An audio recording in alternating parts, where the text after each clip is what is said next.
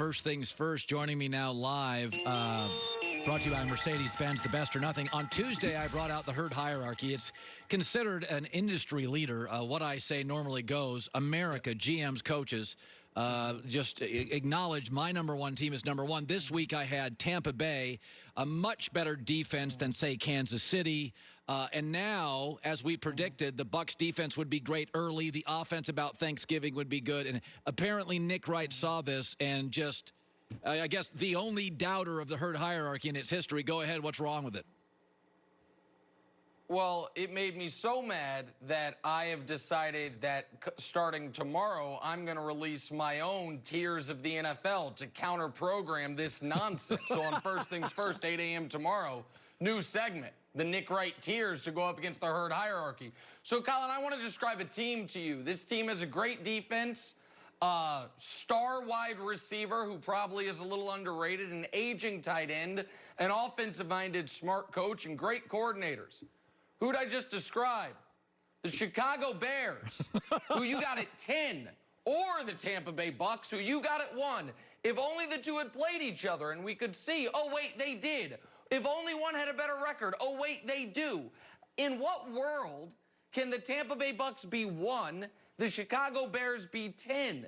The only world where that makes sense is if you think the gap between Brady and Foles in the year of our Lord 2020 is that great. And I am here to tell you it ain't.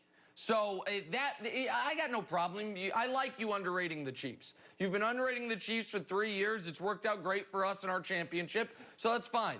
But you having Tampa at number 1 is an affront to logic and an insult to that really plucky team in Chicago, I would say, having them all the way down at 10.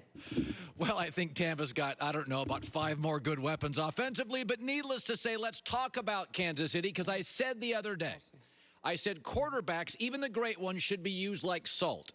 They make everything better. But you can put too much salt in the dish and ruin it. And Kansas City, when I watch them against Buffalo, I'm like, okay, no interest playing that team. I honestly thought it was one of the smartest game plans Andy'd had, and it was one of the most impressive performances by Mahomes. I know he was better against Goff on Monday Night Football. They lost. I'm not interested in shootout Mahomes. When I watched that, I was like, oh, that would last for 13 years because Mahomes wouldn't have to throw 39 times. You have to admit, sometimes pulling back on the heroics is actually the better Chiefs team. So it's interesting because it's hard to argue with what they did.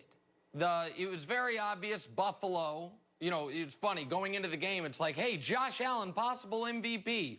And the Chiefs' game plan was, dare you to beat us, Josh. Try not to blind a fan with an errant throw. And he had 65 yards passing through 53 minutes. The Bills were up against a real MVP, and their game plan was, we're going to rush 3, drop 8, and dare you to run. And the Chiefs just said, okay, we'll run every time. We'll take it. We'll take the 8 yards every time. And it feels great and it sounds great. But then all of a sudden, because of that game plan, the Bills were able to stay within reach. And it's a 6-point game with 4 minutes left. And the Chiefs are in a 3rd and 12. And if not for a miraculous Mahomes play, they're punting the ball away down less than a score. So I understand why they did it, but as a Chiefs fan, there was a level of anxiety because, yeah, you've got to run against those looks, but it's so hard to blow a team out that way. And so I understand why they did it maybe early in the season, especially if you're trying to make sure Mahomes stays healthy. That's what you're going to do. But the way the Chiefs win multiple Super Bowls is not through, you know, trying to be the Oklahoma Sooners of 1982. The way they win multiple Super Bowls is by putting as much salt on their food as that chef Joy likes. What's it? I don't know his name. Salt Bay, that fella. Yeah. As often as possible and letting Mahomes air it out. We both like Aaron Rodgers. I'm more critical of him. And I do, you know, you love data like I do. And there are certain numbers out there you cannot deny with Aaron, that if he trails at any point in a football game, any point, he has a career-losing record. Mahomes has won 65% of his, which, by the way, I would understand that with Mahomes in 10 years. But when you're young, I can understand if you're not as good coming back from behind. Same with Lamar Jackson, Russell Wilson. The second thing is he has fewer come-from-behind wins than Derek Carr and Ryan Tannehill. Is that I can't get past this. The body language stinks. When Aaron trailed, after that second pick in a windy stadium, he changed. He's like, I'm not going to throw it downfield. And I'm sorry. I know he's great. But I'm not saying quitting, but you're more than a thrower of a football at quarterback. You are a leader. Russell Wilson never feels out of a game. Mahomes has trailed 24-0. Nope. Never. Aaron Rodgers, this is now a trend. I'm not just saying this because I don't like the Packers, right? You see this. That's fair. No, that's fair. Listen, I do love Aaron, and I think as we're seeing, let me think about, I'm going to do an odd correlation here. Adam Gase got his job in New York in part because they're like, my God, he made Ryan Tannehill average. And now we're seeing it's like, oh my God, he made Ryan Tannehill average. Look how good he's been. Like, we didn't know what we were seeing. With seeing McCarthy struggle the way he is immediately in Dallas, I feel like we have to put a little more respect on what Aaron was able to do the decade with McCarthy. I think that's fair. Fair. But I also think what you're saying is totally fair. That there are certain guys that when things are going great, they are as good as can possibly be. And if things go awry, they don't pick themselves up. And I think that is a fair critique. I'm going to add another critique for Aaron.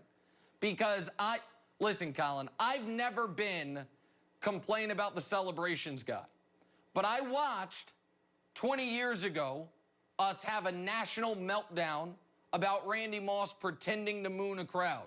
I watched 2 years ago us do 96 hours of wall-to-wall coverage like they were naming a new pope when Odell Beckham Jr. pretended to pee like a dog in the end zone. Whether Aaron Rodgers is doing an old Key and Peele sketch or not, if he's going to pantomime sex in the end zone and then have the worst game of his life after and get outscored 38-0, methinks if that was almost any other player in the league, certainly if it was Odell or Cam or other guys, that would have been a hell of a lot more discussed.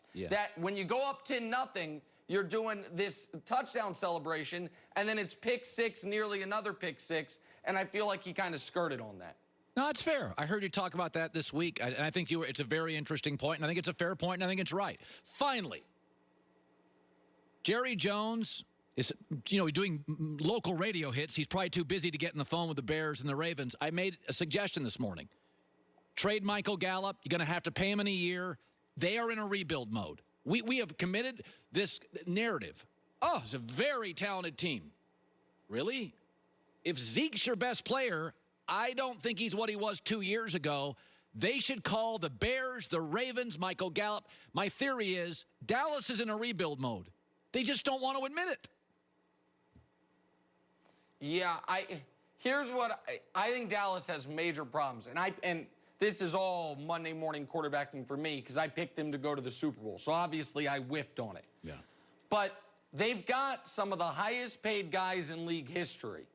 And are any of them performing like it? No. The only guy who fumbles more than Zeke is Daniel Jones in the whole league.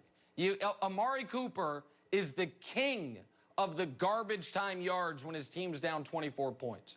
DeMarcus Lawrence is one of the highest paid defensive linemen ever.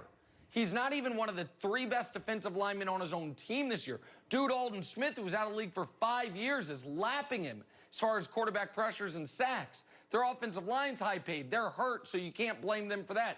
Jalen Smith was at one point the highest paid inside linebacker not named Luke Kuechly ever. He can't keep up with Kyler Murray. So they've paid the wrong people, right? So then you do have to make tough decisions. Michael Gallup was a good pick.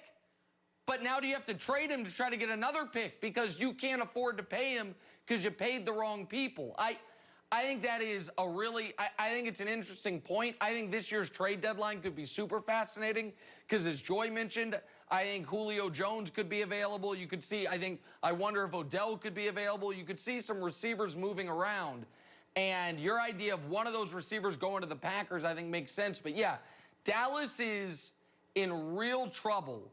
And I don't care that they're leading their division. You get no credit for that in my eyes. That just means you're going to get one extra game to play and get 30 balled by whoever the first wild card team in the NFC is. Nick Wright, first things first. Doesn't Nick look great today? Look at him. He looks like he's just running something that's important. Nick always looks great because he has the best stylist in the business. His wife. Yeah, Yes. Of course, yes. Oh, you guys are so kind. And Joy, I was just guessing that you liked Salt Bay. I have no evidence of that. So if I defamed you, then I eaten at his apologize. restaurant a long time ago. I've softened on Salt Bay ever since, but his prices Oh, are okay. a All bit right, all high, right. My amongst apologies. other things. But Okay. it's still a good reference. All right. Good See stuff. you guys. Nick Wright, see you, buddy. All right, bye. Coming up next, the Patriots. Brady's won this divorce so far.